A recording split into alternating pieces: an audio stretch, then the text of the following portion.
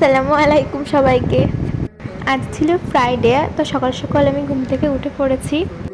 তো উঠেই আমি প্রথমে বিছানাটা গুছিয়ে নিচ্ছি। আমার মনে হয় প্রত্যেকটা মেয়েরই এটা ডিউটি সকালে উঠে বিছানা গুছানো।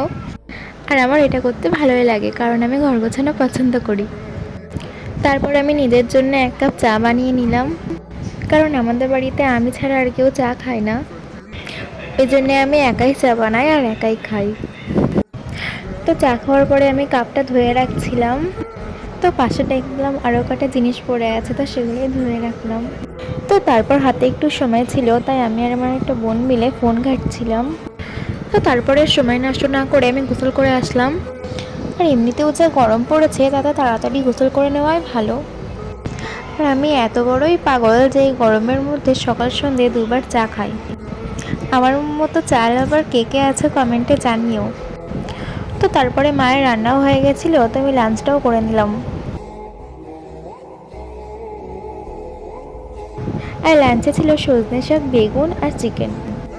সন্ধ্যের দিকে মনে হলো যে একটু ফুচকা বানানো যাক, তো এখানে আমি একটু ফুচকা ভাজছিলাম।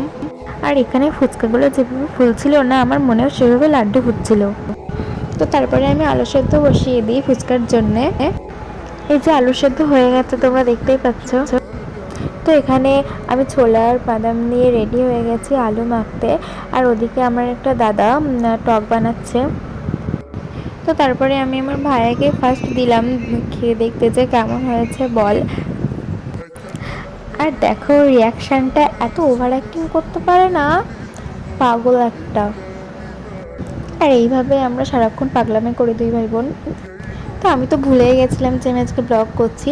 তো এখন রাত 11টা বাজে, তো আমি ব্লগটা এখানেই শেষ করছি। তো ভালো লাগলে লাইক, কমেন্ট অ্যান্ড সাবস্ক্রাইব করে দেবেন চ্যানেলটা।